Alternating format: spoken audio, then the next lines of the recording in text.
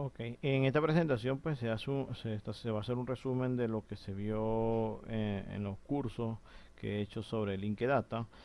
Todo el curso está distribuido en base a las semanas del primer curso. Ok, entonces aquí vemos las semanas como fueron de ese curso. En lo que es la primera semana, pues es donde más o menos se tocan casi todos los conceptos necesarios para enfrentarse a lo que es Linkedata. Y los demás, en las demás semanas, pues se va profundizando en cada uno de esos temas. Lo primero que se presenta en la semana uno es el dilema de la recuperación de la información. Cuando se hace una búsqueda, por ejemplo, jaguar, pues sale el animal como tal y sale la marca de un carro. Entonces ahí hay una ambigüedad en el lenguaje natural, porque esa palabra es utilizada para representar varias cosas, ¿sí?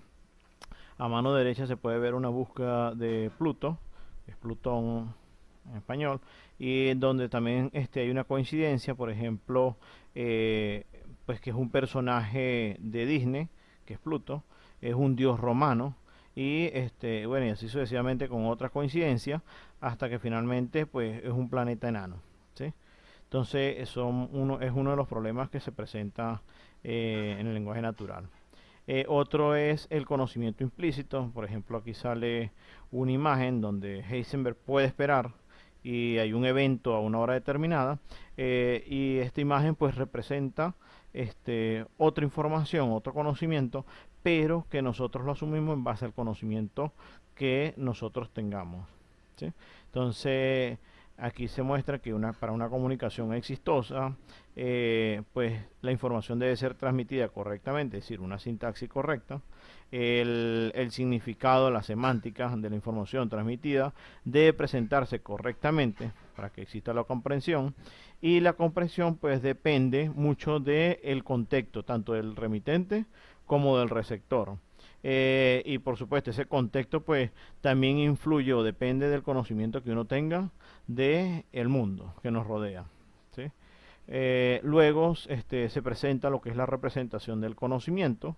En este caso pues ya se está hablando de Plutón, y entonces se muestra la representación en UML, en HTML, en XML, y la representación en un grafo, ¿sí?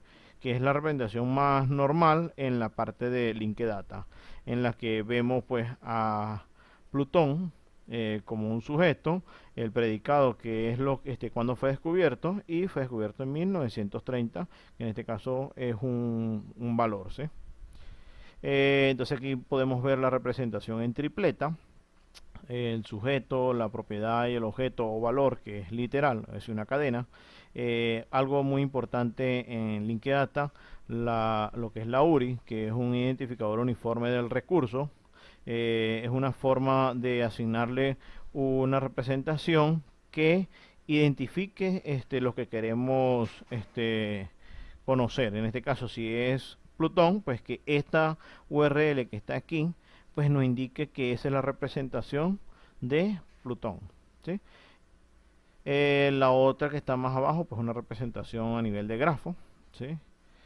Luego aquí podemos ver el conocimiento pues un poco más amplio, es decir, tenemos más conocimiento de ese planeta, donde aparte de solo de cuándo fue descubierto, pues también podemos ver quién lo descubrió, cuál fue la fecha de nacimiento del descubridor, dónde nació el que lo descubrió, etcétera. ¿Sí? Esa misma representación, pero en tripleta, la podemos observar aquí en estas que están, en estas tripletas, pues de color azul se observan lo que es el sujeto, de color rojo las propiedades y de color verde los objetos. También podemos identificar otros conceptos importantes en esta representación, es que podemos ver a los individuos, ¿okay? Que está con la línea morada. También podemos ver las clases de línea amarilla, que es, por ejemplo, aquí es un lugar. En, en la otra que está más arriba, pues identifica un cuerpo celeste, ¿sí? Y así sucesivamente. De rayas azul, tenemos los literales o valores, ¿sí? Y podemos a esos literales pues asignarle también el tipo, es identificar si es un flotante, si es una cadena, etcétera, ¿sí? Y de color rojizo, lo que es de línea de color rojo, los que son los vocabularios y la ontología. En Linkedata aparecen los dos conceptos muy anidados, pero más adelante se observa una de las diferencias en cada uno de ellos. ¿Sí? Eh, Luego se muestra lo que son todas las tecnologías relacionadas con la web semántica y Linkedata, ya que Linkedata utiliza parte de las tecnologías que tiene la web semántica. ¿Sí? Aquí podemos, bueno, ya lo que se había mencionado, que era el URI, el identificador uniforme de recursos, que es para identificar como tal a un objeto o a una representación. Aquí podemos ver cómo sería la página de Wikipedia de Plutón y la representación de Plutón en DPedia a través de la información que obtiene de DPedia, que es en RDF. Otra tecnología, pues el RDF, que es donde escribimos cada una de las declaraciones que tenemos.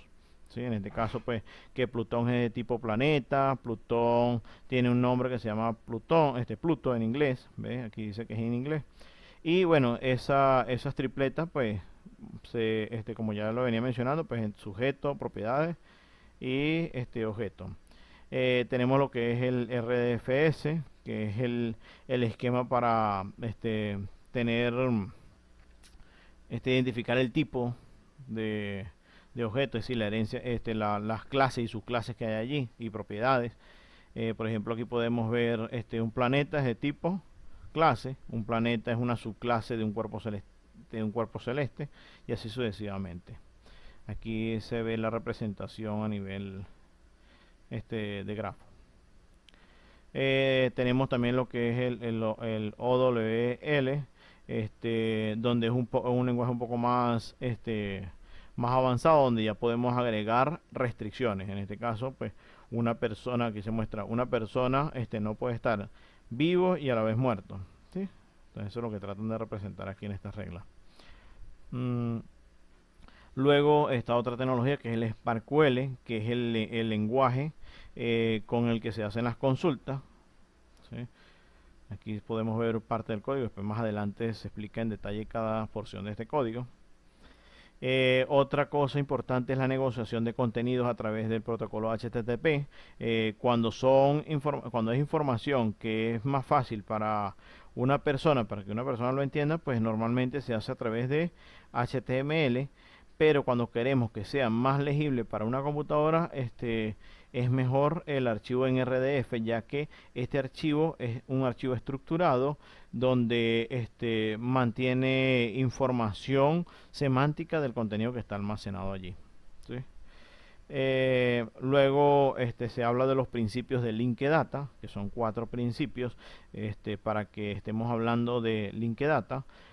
Uno que es utilizar URI, que es el identificador único para ¿qué más? Para identificar los nombres de las cosas. Otro, aprovechar estas URIs, pero que tengan HTTPS y que sean direcciones de internet para poder buscar estos contenidos. Otra, que esta información sea de gran utilidad y que esté escrita en lenguaje estándar, en este caso RDF. ¿Sí? Y por último, pues hacer enlaces con otras URIs, como vimos inicialmente, donde Plutón fue descubierto por y su descubridor. Entonces ahí vamos relacionando información y eso ayuda al descubrimiento de la información. Hay otra clasificación que se hace, que es a través de lo que se refiere a Link Open Data, que es que un archivo que esté publicado, mientras esté publicado en cualquier formato, pues se considera que tiene una estrella. ¿Sí? Si ese archivo es publicado de manera estructurada, pues posee 2 estrellas.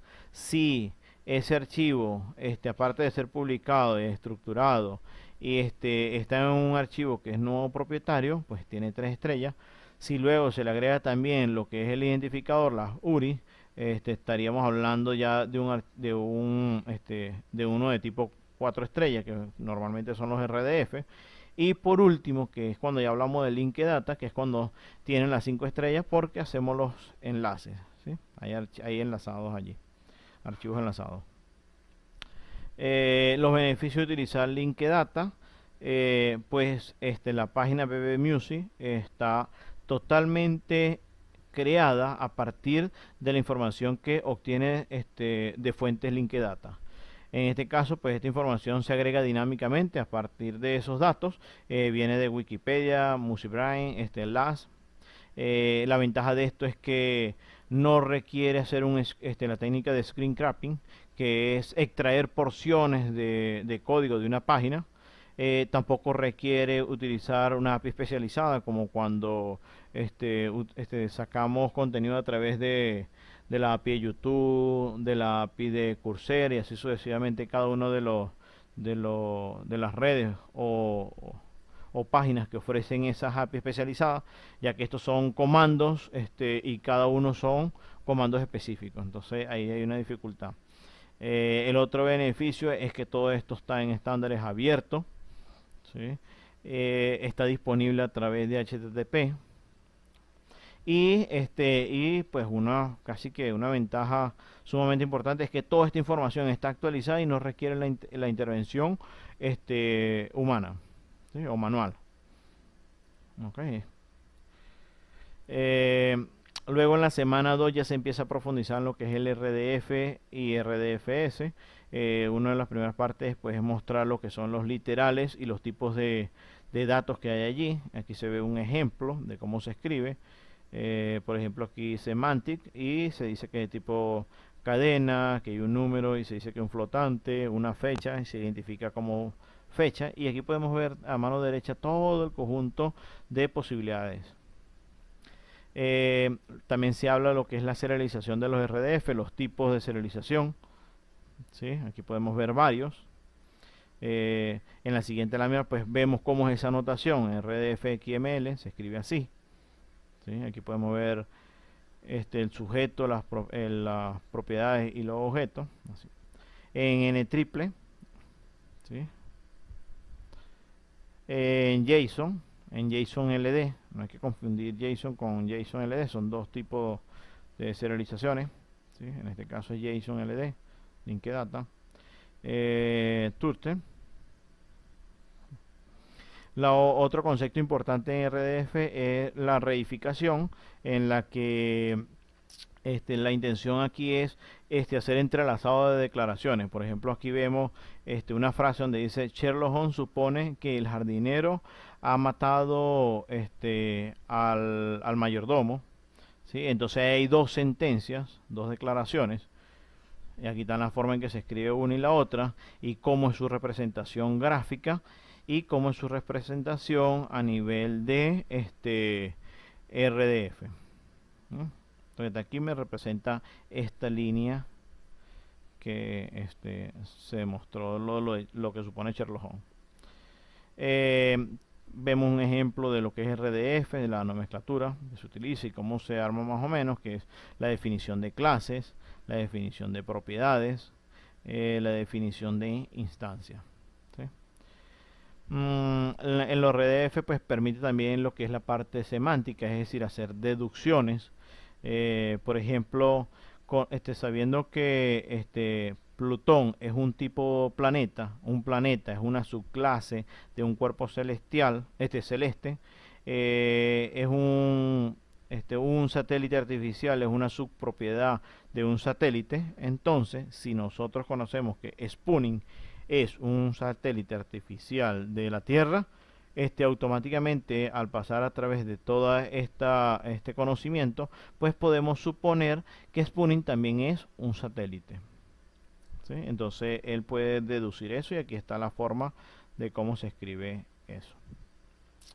Pues ahí podemos hacer deducciones mucho más complejas. Aquí muestra otra más compleja. Otra cosa que tocó en la semana 2 es las notaciones semánticas en la web. Lo que son los microformatos, los RDFA y los microdatos, que ya inicialmente el profesor ya me había comentado sobre esto. Y aquí se muestra cómo se escribe esas anotaciones, los microformatos. En este caso se muestran las BCAR. Hay otros tipos. Los RDFA, Por ejemplo, aquí está un recurso que es persona, cuál es el nombre de él, aquí está el nombre, el teléfono, sus preferencias, ¿sí? Té verde. En HTML5, pues muy semejante, claro, otras etiquetas, ¿sí? En la semana 3 ya se profundiza en lo que es en los vocabularios y la ontología. Aquí se muestra el Dublin Core, el vocabulario de Dublin Core, con cada uno de sus propiedades, título, creador, descripción, y se muestra un grafo utilizando ese vocabulario, por ejemplo, un documento cualquiera.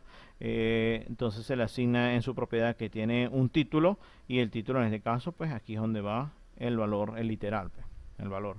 Y más abajo podemos ver esa tripleta donde decimos, está la URI que identifica ese documento, la etiqueta de título del vocabulario, y la cadena escrita indicando también que está, en qué idioma está, en inglés.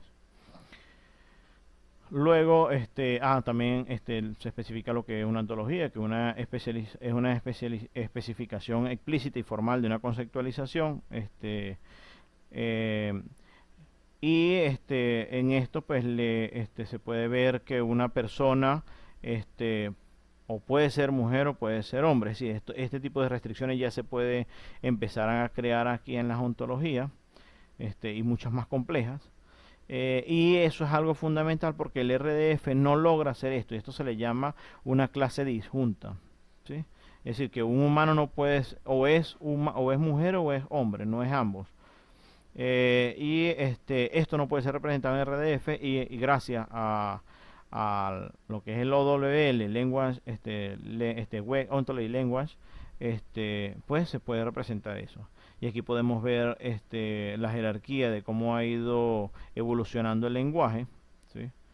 RDF fue por un lado por los OWL y por un lado por los RDFS, y a la final pues están todos uniéndose más o menos lo que es en el OWL2, ¿sí? Aquí se observan los comandos que están los comandos que están disponibles y lo que se puede hacer con ellos, expresiones de clase, de propiedades, de axiomas, ¿sí? Aquí podemos ver un documento de OWL donde un libro es una clase, un escritor es una clase, una novela es una clase y que es subclase de libro, un poeta es una clase y es subclase de escritor. Y aquí está la representación de que es disjunto, es decir, un libro es disjunto de escritor, es decir, un libro no va a ser un escritor ni un escritor va a ser un libro, ¿sí? Y por inferencia podemos decir que una novela es disjunto de un poeta, ¿sí? ¿Por qué? Porque una novela es de tipo libro y un poeta es de tipo escritor. Y aquí empezamos a ver cuál es la utilidad de la ontología en Linkedata. Pues la ontología, en esencia, lo que hace es mantener unida todas estas nubes de datos, ¿sí? La OWL, pues tenemos conectores para identificar, para decir qué clases son equivalentes con cuál, ¿sí? Tenemos una que es muy potente, que es la ontología Umber, que tiene ya dentro de su conocimiento cómo relacionar un conjunto elevado de ontologías y vocabularios. Luego se muestra cómo crear su propia ontología a través de una metodología que es la Ontology Development. Bueno, en principio, pues determinar el alcance que va a tener, considerar el reuso de algunas ontologías que estén ya hechas, enumerar los términos, definir clases, definir propiedades, definir restricciones y crear las instancias que sean necesarias, ¿sí? También se muestra en qué herramienta se puede crear esa ontología. Normalmente nosotros hemos utilizado Protege, pero existen otras, ¿no?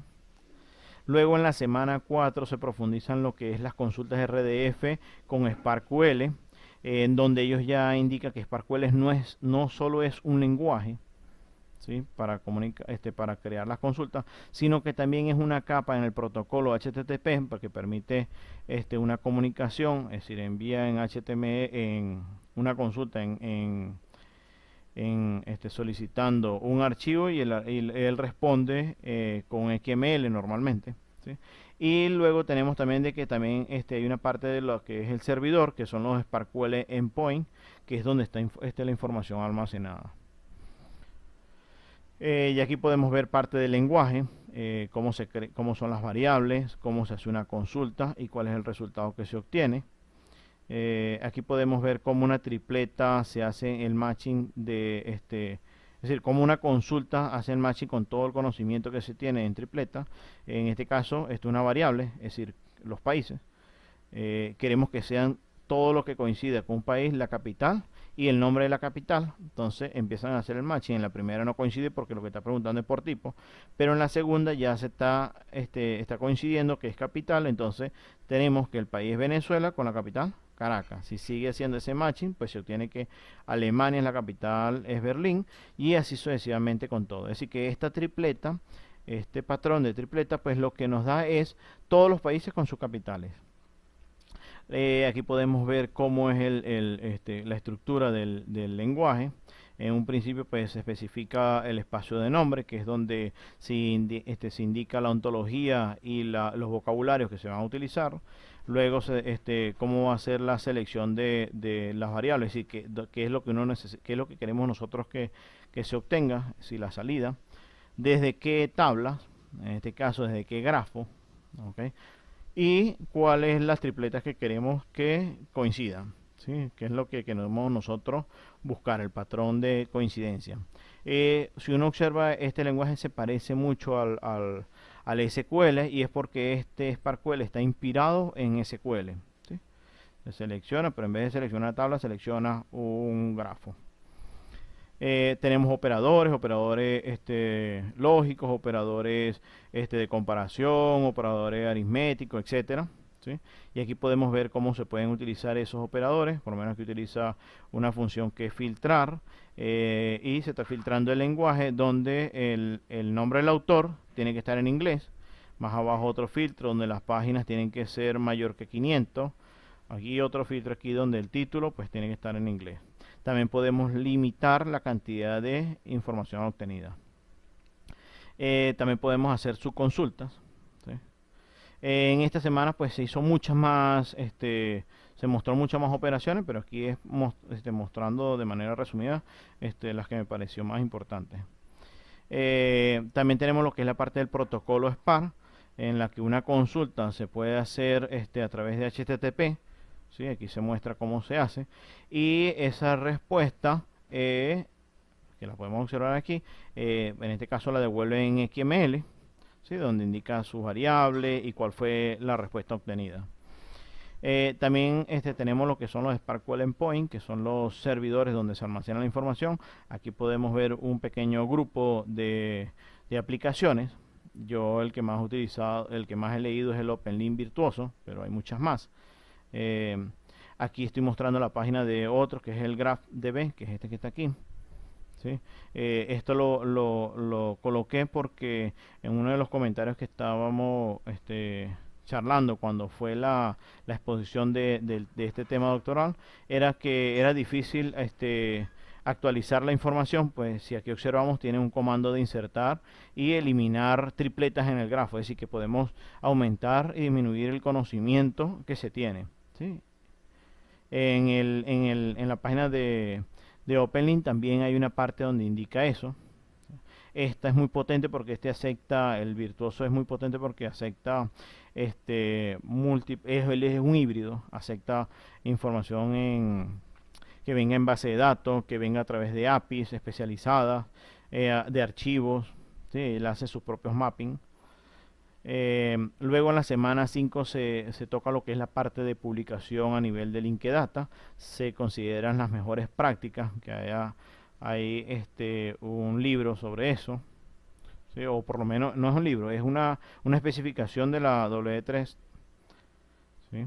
Y en el capítulo, en el punto 5.3, pues ahí aparece un ejemplo de cómo transformar unos datos que están en Excel y llevarlos a Linkedata. ¿Sí? Pasa a través de todo este proceso que está aquí, ¿sí? Que es seleccionar los datos, especificar la propia licencia, elegir una buena URI, etcétera, utilizar lenguaje, vocabularios estándar, que es una recomendación muy importante. Luego él muestra cómo se puede construir una aplicación web o cuáles son los componentes mínimos que debería de tener. Por ejemplo, una parte de un caché local del resultado, ¿sí?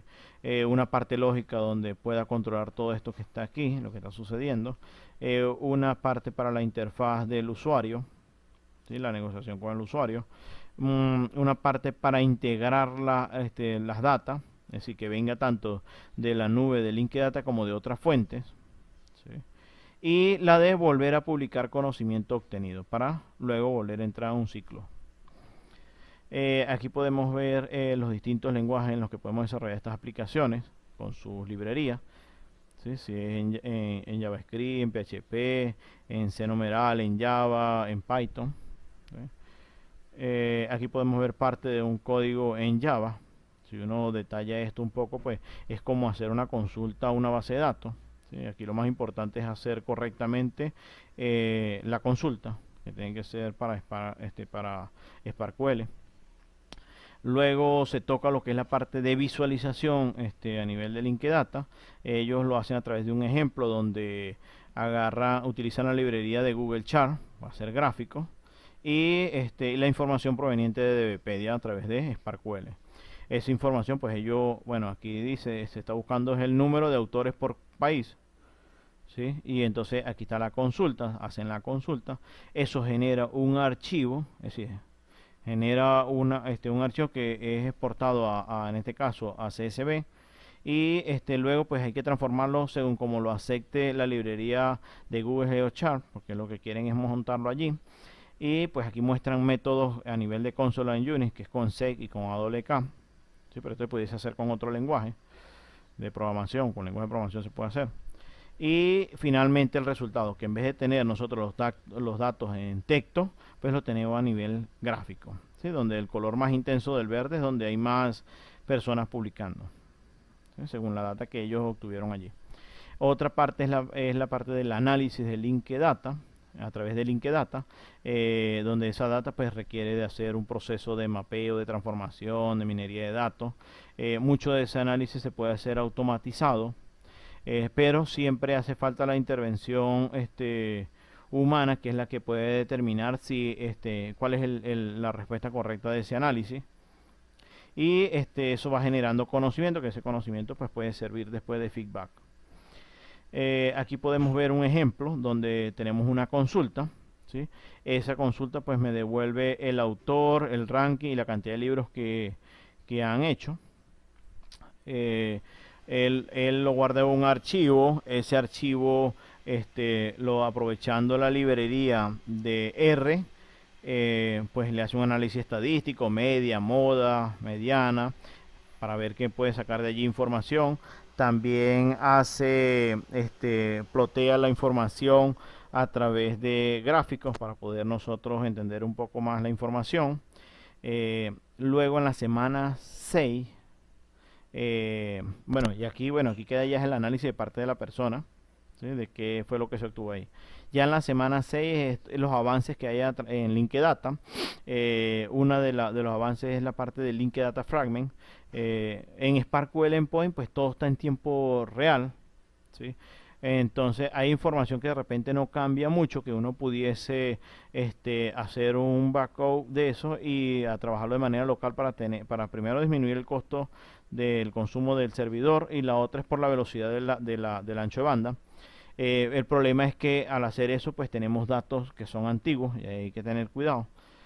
Si por ejemplo estamos hablando de redes sociales, los mensajes que se están enviando, pues esos son en tiempo real, donde están una de lo más importante, pues porque ahí tenemos la información actualizada. Pero si de repente estamos hablando de las capitales de los países, pues normalmente eso no cambia mucho, ¿sí?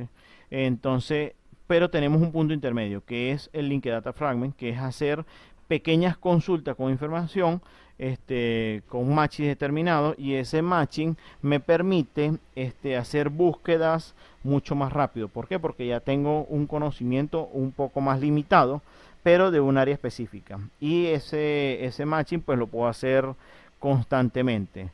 puedo estar haciendo respaldos constantemente, ya que como son más pequeños es más fácil de hacerlo, ¿sí? Eh, pues ahí habría que determinar cuándo sería importante hacerlo, es el detalle.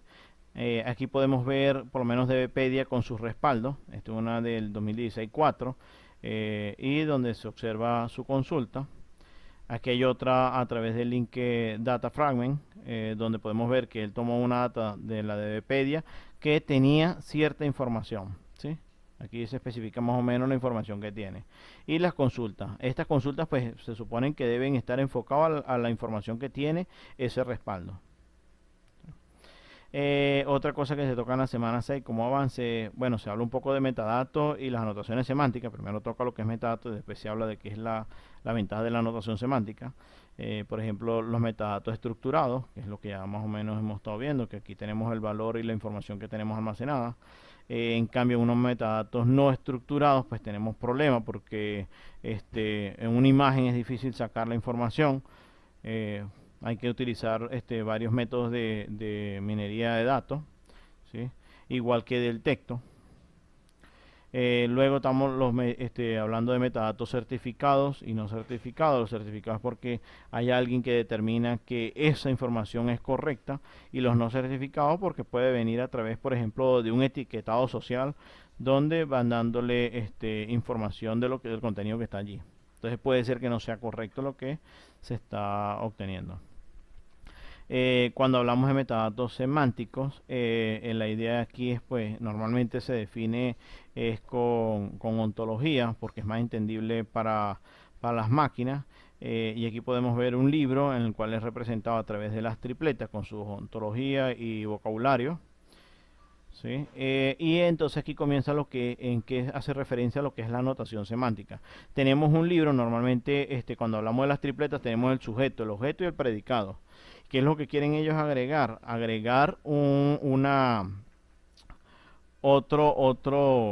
dimensión, que es la del contexto, en la que podemos ahora saber en qué momento fue agregado esta información, por quién fue agregado, etcétera, etcétera. Ya vamos a ver más adelante otro ejemplo. Por lo menos aquí hay un ejemplo de una anotación semántica de un texto, donde podemos ver que en el texto tenemos el nombre Edwin, y entonces podemos saber a través de anotación en qué posición de ese texto fue encontrado, ¿sí? Eso pudiese servir porque ese pedacito de texto pudiese ser una URI, o pudiese ser para identificar un, un, un concepto, ¿sí? En este caso una persona. Entonces pues ahí pudiese darse una utilidad. Más adelante vemos ejemplos de eso. También podemos hacerlo a través de video, cómo se recogería las anotaciones semánticas en un video, ¿sí? Luego tenemos que es la resolución de los nombres de las entidades. Aquí por ejemplo tenemos Neil Armstrong, y que lo tenemos identificado que es una persona, pero para poder llegar a esto es un proceso un poco más tedioso y hasta difícil. Entonces ellos aquí tratan de explicar cómo es ese proceso. Por ejemplo, aquí tenemos una frase de un texto, ¿sí? Esa frase hay que aplicarle varias técnicas, ¿sí? Que me permita que determinar aquí cuáles son las entidades, ¿sí? Las que se quiere, la que me da sentido a esta frase, y ello se le puede aplicar análisis lingüístico como el que se hizo Taniana en su tesis, es decir, ve dónde está el verbo, el sujeto, todas esas partes. Y otras que identifica que si una persona, que si es en este caso un planeta, ¿sí? Una vez que se tenga eso, pueden haber muchas coincidencias de cada término. Por lo menos Armstrong pueden haber muchos, ¿sí? Y es más, aquí muestra una gama de eso, y así sucesivamente de cada uno. Entonces, por ejemplo, aquí vemos eso, vemos Armstrong y hay 448 entidades que coinciden. Eagle, 95 entidades que coinciden. Luna, 156 entidades que coinciden.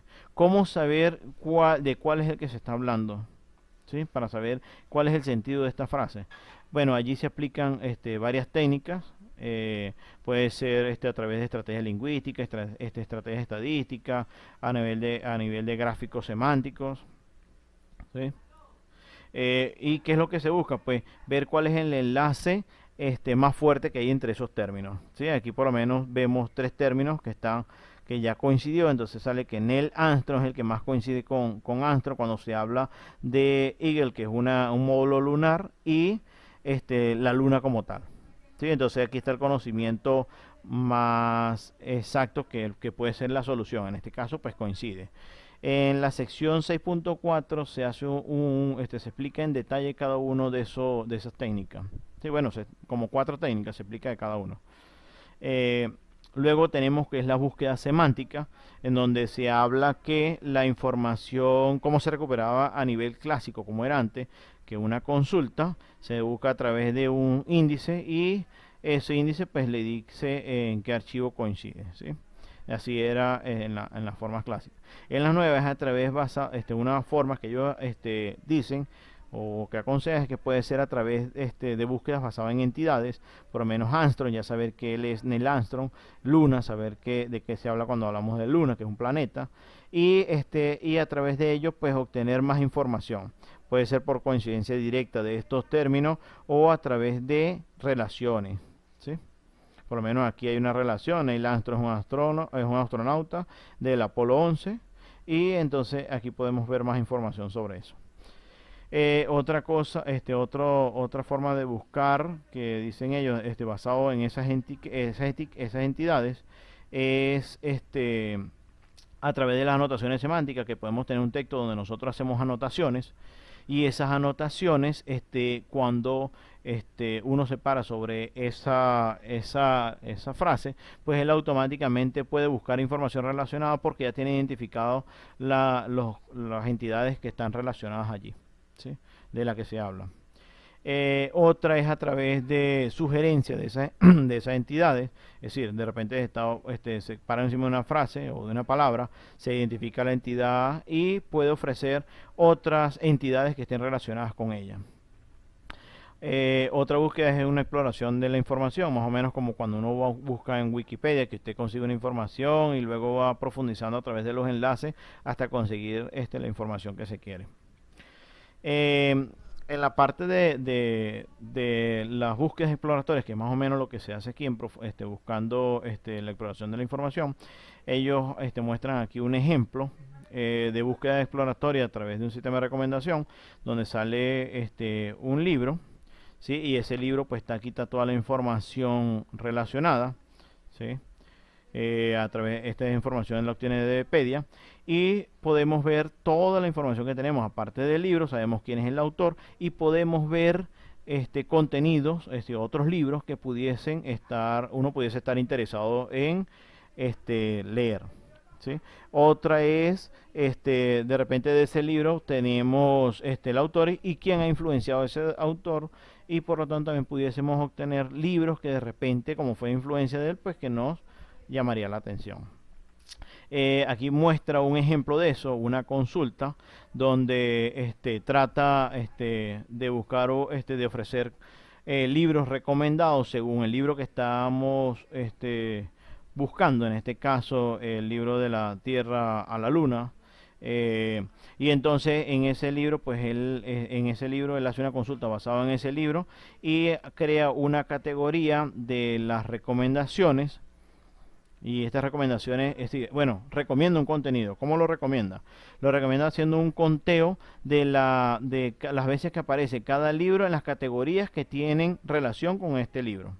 ¿Sí? Entonces, aquí se muestra esos libros y ordenado de mayor a menor con la cantidad de veces que se encontró en base a cada una de esas categorías que coincidieron con el libro de la Tierra a la Luna. ¿Sí? Preguntas y ahí queda pendiente.